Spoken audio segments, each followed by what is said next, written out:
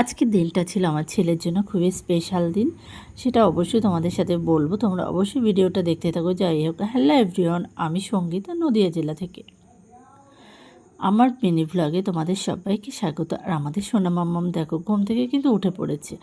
সকালে সমস্ত কাজকর্ম আশেপাশে কাজকর্ম সেরে কিন্তু আমিও স্নান করে নিয়েছি।